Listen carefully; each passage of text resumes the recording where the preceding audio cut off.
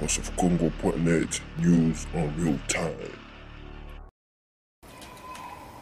Bandeko bana na Nzambe topesi bino mbote bino baye bozili bakuli ya bolandi biso bisika nyonso bozwamisami na nzela na lisungi na Voice of Congo na bilili ye elombe ya bilili ndeko na biso Pichu Kalala nde bokoki kozwa biso na tango mpote tokoka kosola makambo oyo bino bana na Nzambe bolingaka lokola Biblia ezali kotalisa yete na tango na pokwa nde mpole ekobima lelo toyeli susu na moto na Nzambe molobeli wa Nzambe mpo tokoka kotalisa bino pe kopesa bino pole na oyo etali bokonzi na likolo matondi mingi na bandeko oyo bazali kolanda biso bana na Nzambe oyo bazali kososola bazali na bosenga mpole pe bazali kolobela yango likolo mpo na lobiko ya bato lokola ndeko Roseline le peuple d'abord ye mwana na Nzambe esika azali tozali kopesa ye mbote mingi na bino bayiko koyoka biso na tango oyo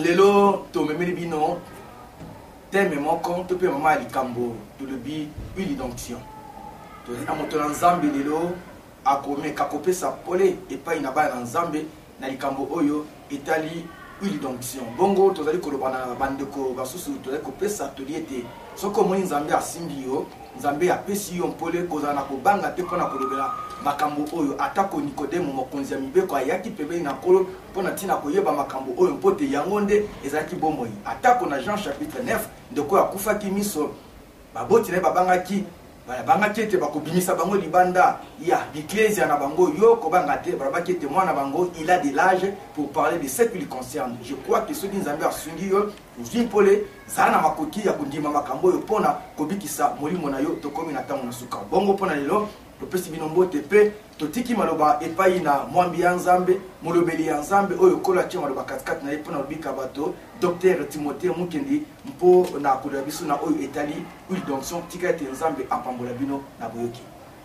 Je salue tous les bien-aimés au nom de Jésus-Christ. Nakanisi totie moi point virgule na likamita la kidim sokoza na question toza na préoccupation compte tenu à tamu ki ba peut-être na Voice of Congo pe na Vision 55 mais ko approfondir en réalité mais numéro na biso ezali email adresse ezali contacter biso benga biso pour tout attendre ko solola makambo oyo nasir tozui lelo oyo libaku ya kobanda enseignement lisusu to intervention sur le kolo ya huile d'onction selon la pensée de Dieu parce que na yebi likaba huile d'onction ezali ko circuler na mokili mobimba na ba yamba na ba ecclesia avant mutu na Nzamba comme serviteur, il faut consacrer na consécration ba ozo mafuta ya olive ba opakola ye et loko eza physique ba pratiquant au pasteur to moni pe na kati nango oui la finance est comment oui la finance est comment oui la prospérité comment donc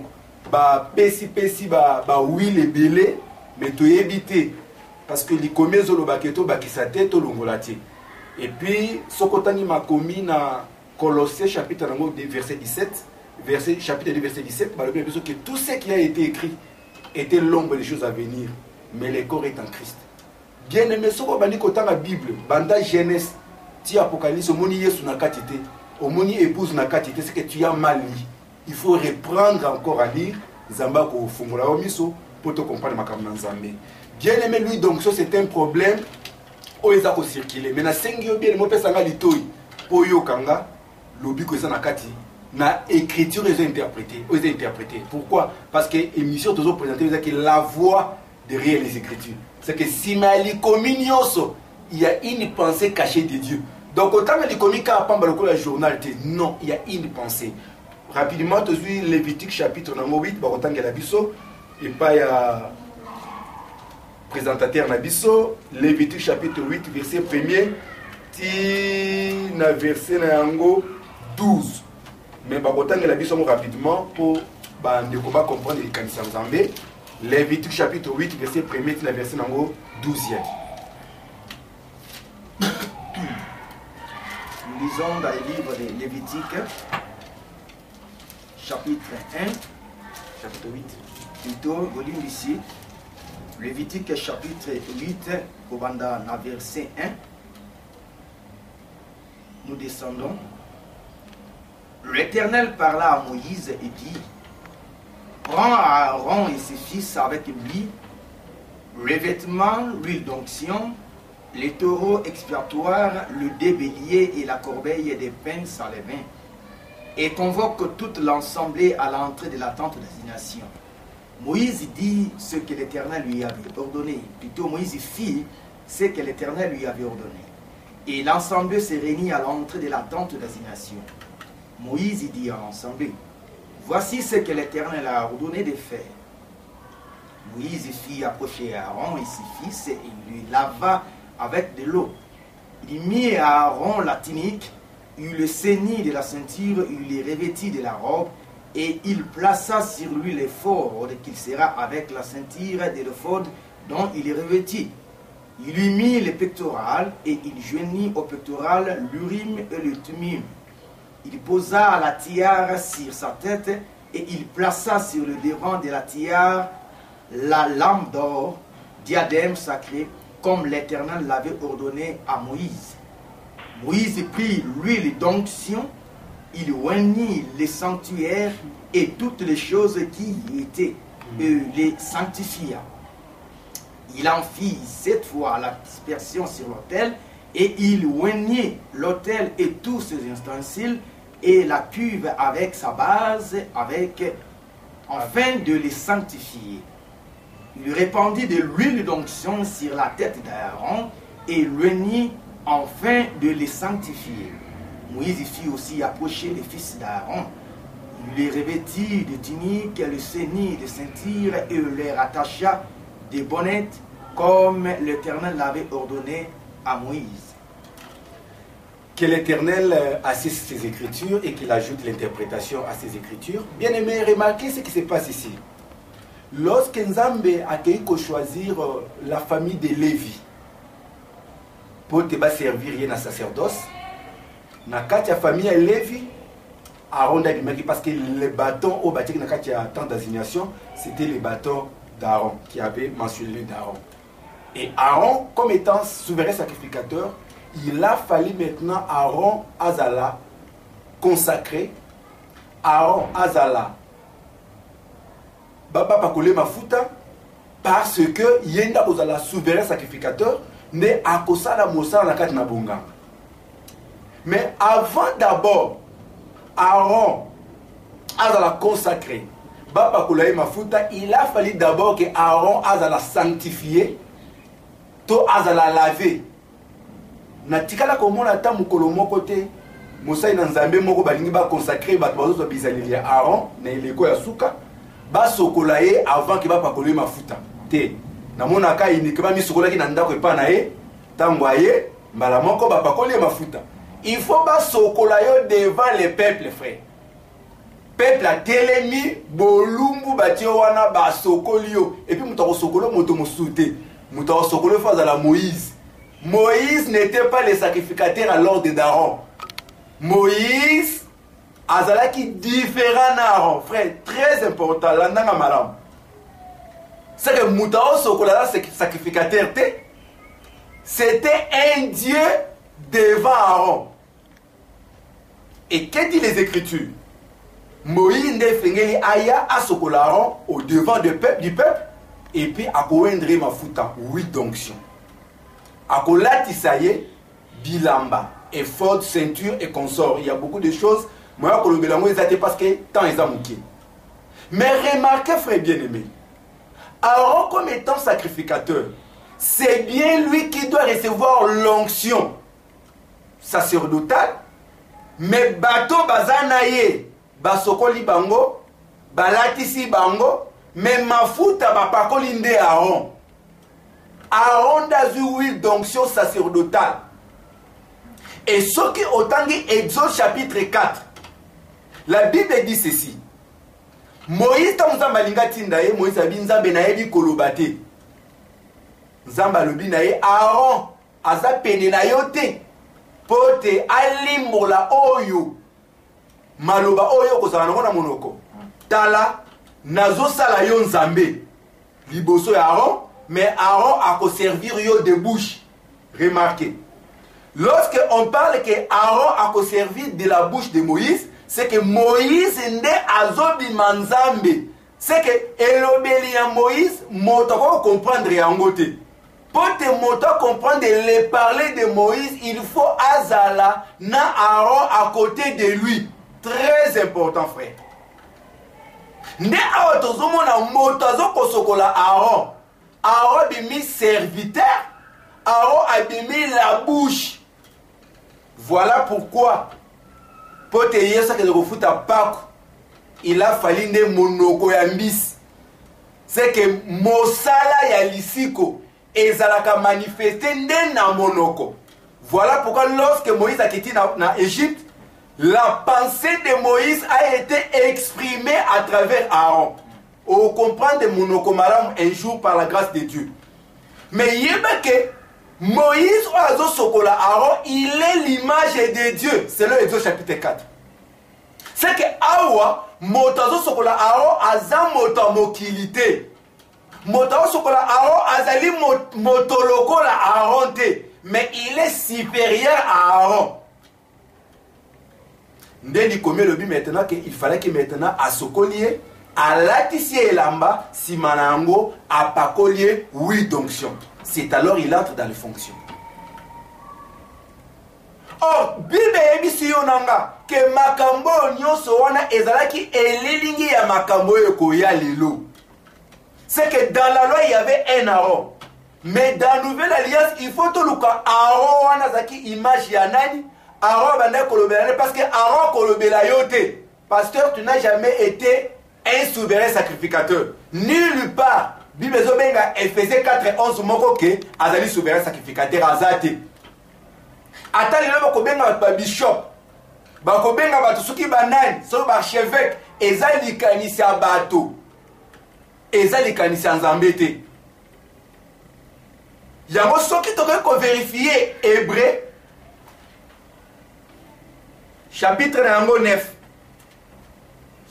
Pour te comprendre d'abord Aaron Azanaï, parce que je vous ai montré d'abord que Moïse, il a été fait Dieu pour te akene kosokola, peut awendre Aaron.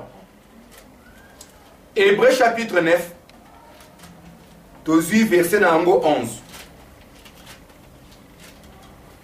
Nous lisons dans les livres d'Hébreu chapitre 9 au verset 11. La Bible déclare ceci. Mais Christ est venu comme souverain sacrificateur des biens à venir. Il a traversé le tabernacle plus grand et plus parfait, qui n'est pas construit de main d'homme, c'est-à-dire qui n'est pas de cette création. Ok.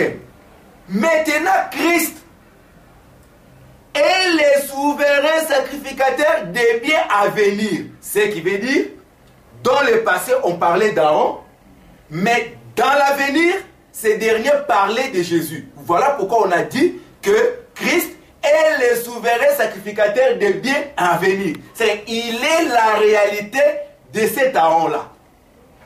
Vous voyez? Maintenant, qu'est-ce qui se passe? La Bible nous dit il a fallu que Aaron azala laver. Qui lave Aaron? C'est Moïse. Yango, peut-être ça peut te scandaliser, mais est scandalisé aux tes frères. Bah, toi, qui enseignement passé, tu classes que l'ancienne alliance commence dans Genèse jusqu'au livre des Jean. La nouvelle alliance commence avec Actes des Apôtres, c'est là où le temps de la grâce avait commencé. Aujourd'hui, Seigneur, te reparlons aussi en profondeur. C'est pour vous montrer que Matthieu, Marc, Luc, Jean, c'était toujours la continuité de l'ancienne alliance. Voilà pourquoi vous verrez. Jésus devrait être baptisé. Frère, il n'y a pas une écriture benga biso na 078 602 3771 Code d'Afrique du Sud. Oye disangai baptême national na wapi. Na boyo kanyaka la baptême ezalaka te frère. Mais Paul a écrit dans 1 Corinthiens 10 que en traversant la mer Rouge, c'était comme étant les symboles du baptême. Tokolobelango au jour du Seigneur. Mais remarquez, lorsque Jésus qu'on est en train de parler, il est le sacrificateur des biens à venir. Lorsqu'il vient, il rencontre Jean. Jean était déjà dans la lignée, il y a sacrificature lévitique. Aye pas Jean à l'obi baptisé nga. À l'obi te, il a fallu ngande na ye pa na yo. Comment yoye palanga? Parce que oyazawa na zanzambe mobimba. A dit non, c'est bien moi qui est venu vers toi. Jésus a répondu dans Matthieu chapitre 4. Lisez cela, frère. Il est écrit, Jésus a dit, accomplissons ce qui est juste. Qu'est-ce qui était juste qu'on devrait accomplir? Ah, j'ai compris que tout sacrificateur, avant d'entrer en fonction, il doit nécessairement être lavé. C'est pourquoi Jésus, comme étant sacrificateur de bien à venir, il devrait accomplir. Alléluia. C'est pourquoi dans mon boulot, tu as vu que Jésus a dit, je ne suis pas venu abolir, mais je suis venu accomplir. Il ne comprend pas les Écritures. Jésus a dit, tant qu'on sait ce qui est juste, ce qui était juste, c'est quoi? C'était d'abord Azala lavé par un sacrificateur, n'a lavé à Sokolier. Or, pourquoi aujourd'hui Jean n'a ligné le sacrificateur? Parce que le premier sacrificateur dans la Bible, c'est Dieu lui-même. Rentrons dans Genèse. Lorsque Adam et Ève ont péché, le sacrificateur Dieu est descendu. Il a tué un animal. Donc lui-même, il a égorgé. Lui-même a pris les vêtements, il a revêtu. Donc il a tout fait. C'est pourquoi il est écrit, là où deux sont réunis à mon nom, 2 ou 3 sont réunis à mon nom, je suis au milieu d'eux. C'est que quand les gens croient que 2 ou 3, c'est un frère et une sœur, quand ils se rencontrent, Dieu est au milieu de nos frères. Lorsqu'il y a les sacrificateurs, il y a les sacrifices, il y a l'autel, Dieu est là. C'est que lorsqu'il y a la sacrificateur, sacrifice dans l'autel, Nzambaza wana. Il y a la Genèse 22, 2 choses de au Kende. Autel, sacrificateur, Abraham, et l'autel, Namaboko ya Isaac. Isaac a eu la révélation, il a demandé, voici l'autel, voici le bois, voici le feu. Toi les sacrificateurs, tu es là, mais où est les sacrifices? L'éternel pouvoir, c'est qu'on a besoin des sacrifices. Il y a un mot encre correcteur. Il y a Kolobaka, Mbekanios Naboyo Kanya Kanava Tumbango Bandeko Sokolango. C'est une fausse enseignement dans la Bible, tes frères. Bandao Sokolane Bilo Kakati. Mbekate. Mais hier, sous le col à sacrificateur, il faut à la sanctifier. Voilà pourquoi la vache. Jésus n'était pas baptisé, mais il s'est lavé pour que la loi de Moïse et soit accomplissement de la catastrophe de Jésus. Mais remarquez, frère, dans la Bible, nous avons 3 onctions. L'onction royale, David et pas Samuel. Dans la onction sacerdotale, c'est qui s'accomplit dans la vie d'Aaron. Et nous avons l'onction prophétique, c'est que Dieu donnait sur des prophètes. Et toutes ces 3 choses de l'ancienne alliance, l'onction royale est accomplie en Jésus. L'onction sacerdotale aujourd'hui est accomplie en Jésus. Et l'onction prophétique est accomplie en Jésus. C'est que toutes les 3 onctions de l'ancienne alliance est accomplie dans le corps de Jésus-Christ. Ce n'est pas pour que Bato Yanzoto ne quoi accomplir, mon frère. C'est lui qui fait lui d'onction s'éloigne de Dieu dans la chair, frère. Et remarquez, ce qui te suit, Exode chapitre 30. Tant les âmes ok, mais tout ça qu'on avance, nous posons les choses, frère. Ce qu'on attend le cas Nicodème, benga biso attend à Kogomba, toko sungayo. Exode chapitre 30, verset 22. Exode chapitre 30, verset 22. La Bible déclare ceci.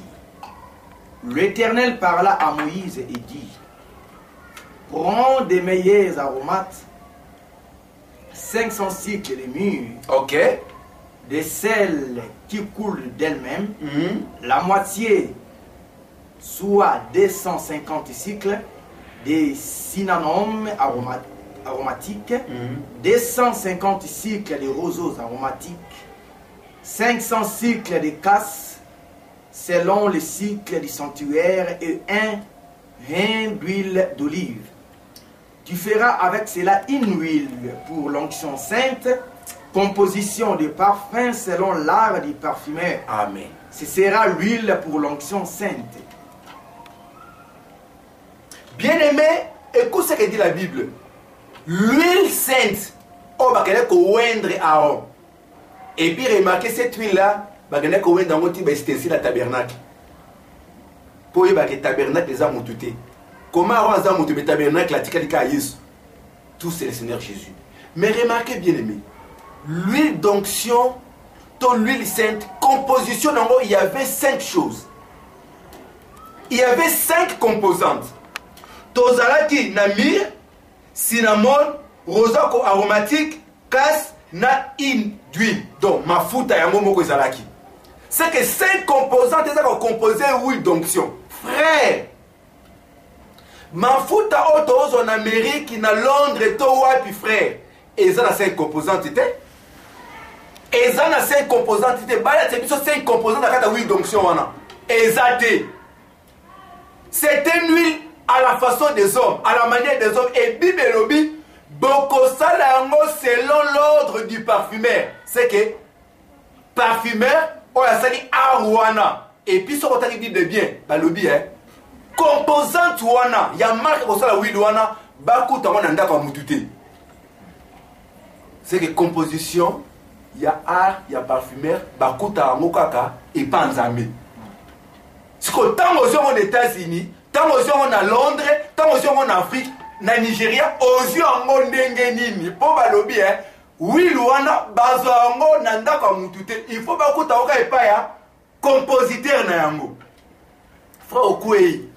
Les 5 composantes, il faut ezala na katia huile d'onction. Monsieur mo mafuta mota so huile mafuta mo soko logo tango wapi aloye osangisi batu baye basangani o pako yango un frère, un pasteur, un archevêque, un bishop. Bien aimé, lokola olingo bakisa na makamba nzambe. Nzamba osepla na yote. Ndenge nzamba rejetara Saul ako rejeté yo.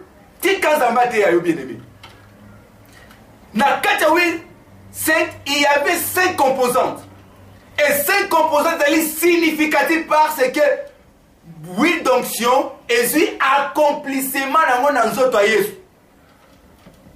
Voilà pourquoi lorsque Jazo dindisa Yesu pour sokola na matière pota likomi ya sacrifice pour la laver pas contre en fonction et kokisama balobi makolo efongwani. L'esprit, l'onction est descendu sous forme d'une colombe. Parfait. Parce que nous avons continué l'homme sous forme d'une colombe. Très important. C'est que lorsqu'Azobi Marakat Yamaï, automatiquement, l'huile d'onction descend sur le Seigneur Jésus. Voilà pourquoi dans Luc chapitre 4, il pouvait dire l'Esprit du Seigneur est sur moi. C'est que l'onction est sur moi parce qu'il m'a oint pour rendre libre c'est que tout le monde, le véritable Aaron c'est le Seigneur Jésus, l'huile d'onction s'accomplit en Jésus et les 5 composantes n'est pas autre chose, c'est les 5 travaux que le Seigneur devait accomplir sur lui. Quels sont les travaux? C'est les 5 ministères. Il y a un même chandelier et il y a 5 composantes. Nzabalungu asala na kampa mbate. Na chandelier toza na tige, toza na pomme, toza na calice, toza na fleur, pe toza na tige, na pied. C'est que toza na 5 composantes. Or les 5 composantes, nzamba yeba que chandelier sur le belaye, oui donc c'est sur le belaye, c'est que les 5 composantes très importants. Voilà pourquoi le quoi nzamba yemo ada mutasala arwana yemoko, tant toza na jardin dedans, to moni les 5 composantes à huile d'onction. Katina yemoko. Nzambe pasteur Nathan Diso ayo lukadan. Ayota kosolana Adam. Nzambe docteur, il a enseigné la place il y a Adam dans le jardin d'Éden. Nzambe comme prophète abi mukolo osimbo okufa. Nzambe ko l'apôtre mimona na kati ya bomo ya Adam. Nzambe ko évangéliste alobi Adam umit. C'est que les 5 composantes et s'accomplit dans véritable Aaron qui est le Seigneur Jésus-Christ. Les lobes ont ouendre mutuwi d'onction pour te accoter na kata sacrificature. Mais ngana kamwe ceux qui babando pakolo mafuta nzoto la tape nzambala. Nzambala wana la tape munkaina yango et les kaba genou to calculer yango peu bien.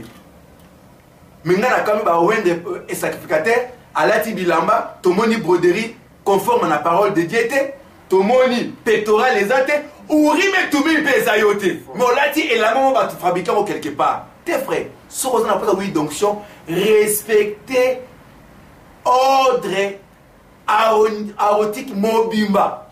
Donc, makambo aronyo so lata yango. Tomonyo lati kaputu lati na se. Tomoni ba grenade na se a lycée ya elamba na yo. Tomoni urime tumi. Tomoni ba tia olati pe ba komi c'était l'éternel frère. Okokoka yango te. Voilà ce qui est important, bien aimé Zake. Simba na moto na yo. Oui, donction ezalaka lelo lisusu te. Oui, donction ezoa accomplissement lango na nzoto ya Yesu Christo. Ce qui pasteur a pakolo mafuta azola kilo mabe. Tous à la série parce que toute pratique en dehors de l'évangile, c'est une malédiction. Toute pratique, frère. Voilà pourquoi l'écriture me dit quelque chose. Na Jacques, Bibezoloba, soki mutazo bela, abenga bampaka lingomba, baya, babonde la ponaye, na kopakole mafuta. Frère, c'était un langage. Les gens mal affirmés de la pasteur, c'était un langage, frère. Jésus disait dans Jacques chapitre 8, pourquoi ne comprenez-vous pas mon langage? C'est que le langage de Dieu, il faut qu'un mouton azanango alimboule la yo. 1 Pierre. 1 Pierre.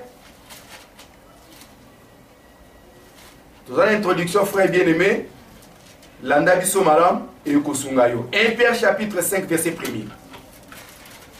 1 Pierre chapitre 5 verset 1er. La Bible déclare ceci.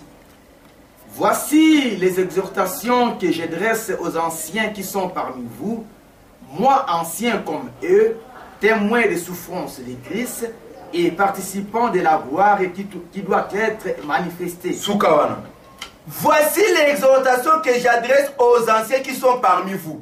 C'est le frère Pierre qui exhorte les anciens qui sont parmi le peuple de Dieu. Et il dit quoi? Moi, ancien comme eux. C'est que nous comprenons par là qu'un ancien, c'était ministre de Dieu. Un ancien, c'était ministre. Ancien, dans une église, ancien, zali moto oyo, azana langage. Ayebi koloba shibolette. Il sait interpréter, il sait comprendre la pensée de Dieu. Ce que Bible le dit, ceux qui moutaza malade, abenga, bampaka, ya lingomba, baya, babonde la ponaye, et puis basanini, bapakoli mafuta. Très important.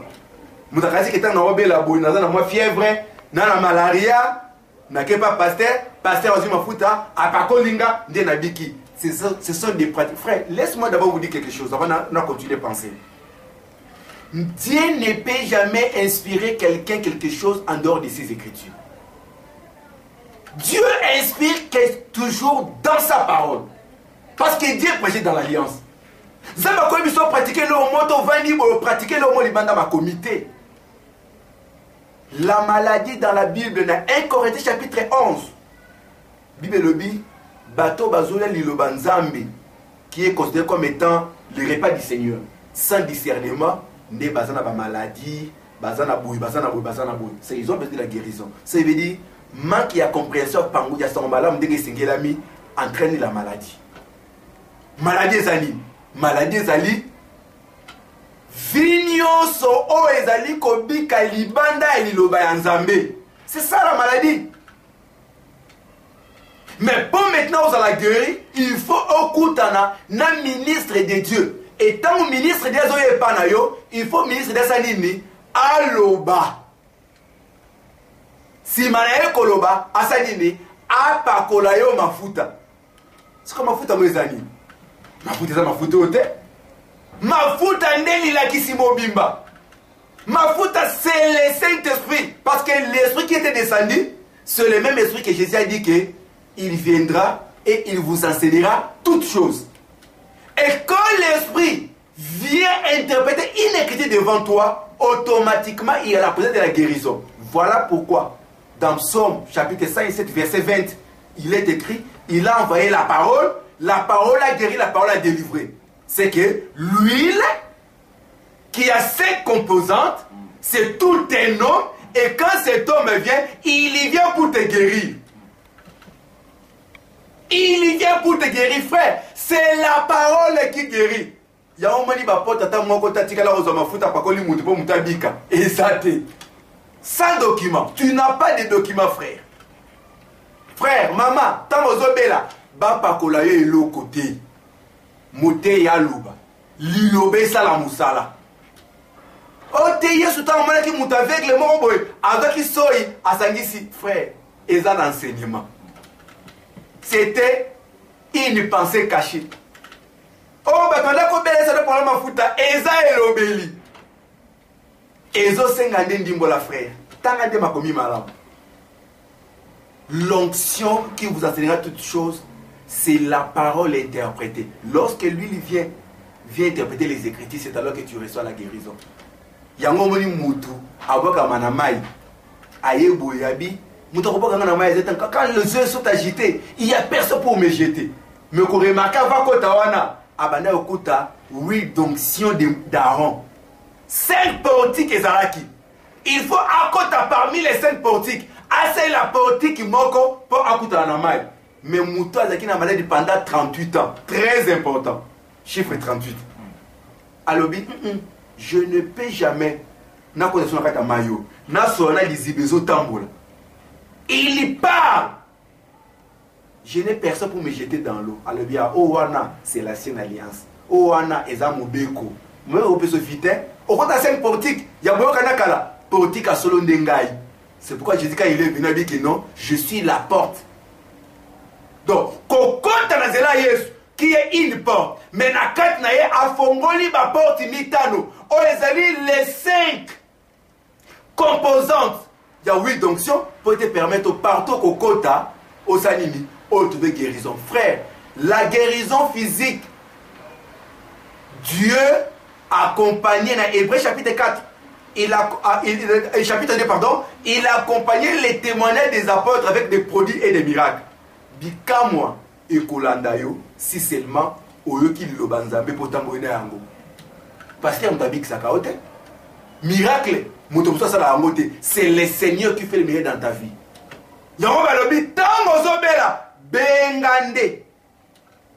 Ancien Aya Apakolo Mafuta. C'est que Ayana Likomi et Vindimbola. C'est alors que on retrouve guérison. Le frère Pierre Ndebane Kolobana, 1 Pierre chapitre 5, au Baksa écriture Moussous na Sewana.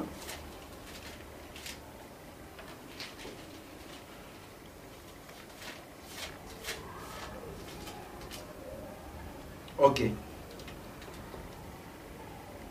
Verset 2. Nous lisons dans le livre de 1 Pierre chapitre 5 verset 2. Paissez le troupeau de Dieu qui est sous votre garde, non par contrainte, mais volontairement, selon Dieu, non pour un gain sordide, mais avec dévouement. Ok. Le frère Pierre, il a dit que moi, en c'est comme eux, a paissé le troupeau du Seigneur. Oh, bah, paissé le boba la bango, na contrainte était, mais volontairement, selon Dieu, non pour un gain sordide. C'est ça le problème. Bah, pasteur, bah, ici, bah oui, d'onction, oh, bimi, onction de finances, onction, ce qui de prospérité, bah, tant que bah, onction, mais les frères, ce sont des choses qui sont sans soubassement. D'abord, l'onction, c'était uniquement pour un sacrificateur. Et comme onction, il y a prospérité, onction, ce qui démini, même au sommet Moutoukanayo, il faut y aller dans l'église, bazomba pa koloma mafuta, et ça n'a sens, c'était bien aimé. Et ça n'a soubassement. Nous, c'est aller commerce, c'est ce que le frère Pierre est en train de dire. Parce que, baza na bo senga ya moi game roboui. Tant ba ouais ba te koloma mafuta, ou pa koloma mutuka, ou pa koloma office na bureau na yo, et ko protéger aux frères. Biloko ya nzoto et qui jamais ko protéger vie na yo. Ce qui protège la vie des enfants de Dieu, c'est la parole. Et l'oko mosu souté. Donc, si on peut se mutuka, osi mutuka parole mafuta, et l'obité que vous allez protéger. Et remarquez, le diable connaît bien ce qui est écrit. Yanga zoraba nanza medingoana. A recréer le problème au boé. Pourquoi? Parce qu'il ne connaît pas la parole de Dieu. Tant que ça les pratique, mon bobi, t'es bien aimé. Naza n'est pas colamé, c'est pas nanga yakana simba yo. Non, on n'est pas colamé que non, même la distance n'a pas colamé ma fouta. Simba télévision, tout cela vient d'où? Une mauvaise enseignement. Bien aimé, simba na moto na yo, to otia point pour guider lo awa pour la problème établi oui d'onction. Oui d'onction ezabiloko oyo na boyo kanya kalebanda ko salama. Ces derniers haïssent son accomplissement dans le corps de Jésus. Mosaï Nanzamba Nzoto Mokota n'a pas parlé oui d'onction. Les apôtres bazoka modèle na biso ta mokote va parler mafuta. Pourquoi bébé que non montazoka mafuta dans des souverains sacrificateurs. C'est que ces derniers est accompli dans le corps de Jésus. Et mutame makatiara azalaka moko ba passer avec makatiara te. C'est les Seigneur qui porte les tiers au biso zona simanae. Kokotsa makanti sinon akata di makamanzambe te. Tika makamanzambe et tambola ndenge ezali. Ma sœur, mon frère, ozana problème à mbongo, ozana problème bonde la nzambe, nzamba ya yusungi na yo. Ko pratiquer ba pratique malsaine te o Bible yebité. Et ko faire progresser yote. Ba ele oui donc si on tourne bango so na 5 composantes. So on dit 5 composantes kata mafuta wana tete za lokuta. Voilà bien aimé, oh c'est important pour la vie na biso yango wana. Makomi et lobby que Aaron a zaki elinga Yesu Christo et l'accomplissement qu'on a dans tout Yesu Masia, toi la son apôtre pasteur moko na nzoto boita comme bishop, comme archevêque, archipape, ce qui nani, ce n'est pas un problème. Mais ma fouta et quitter la motomoko, Aaron céleste le Seigneur Jésus-Christ, voilà pourquoi lui avait la possibilité d'interpréter Moïse et c'est lui qui interprète les bégaiements de Moïse aujourd'hui, c'est le Seigneur Jésus-Christ. Donc pour qu'on parle de Kanisa Nzambe, il faut passer que par Jésus. Donc il n'y a pas une autre personne. Donc Mota Baksa Nzambe, ce qui nous a passé dans volume chapitre 2, nous attendons approfondir Makambo. Benga biso bien aimé, na 0027 778 602 3771. Okozwa biso, toko peso lumière. So patka oui donc sur tika yango bien aimé, tu t'es loin de Dieu. Benga biso toko sungayo, toko peso lumière dans le temps de la grâce. Tout est accompli dans le corps de Jésus-Christ. Tout aussi maloba et pas ya présentateur de l'émission. Merci beaucoup. Bandeko balandi to pesi bino lisusu mbote tondimiete boziko pambolama elongo na lisungi na molimo mosantu. Bandeko bibi ezali koloba na mokanda na Romains chapitre 7 ete mobeko ya mobali ezaka na ndoya likolo na mwasi isoki bazali na ye na libala kasi soki mobali akufi mobeko wana ezali na ndoya likolo na ye te. Soko mobali azali na bomoi mwasi oyo akomi mobali mwasi ya moto ya mobali mosusu bakobenga indumba nalingi na kebisa yote yo zali komibenga mwasi na nkolo eklezia na nkolo mobali wana akufa te mose to pe mobeko ezali kosala katikati na yo yeba te soki mobeko ezali kosala katikati na yo ozali komibenga mwasi na nkolo yeba te ozali kotambola na bundumba katikati na molimo na banza ete tozwi kopambola na lisungi na molimo mosantu tika ete nkolo aleka kopambola maloba na ye. VoiceOfCongo.net, news on real time.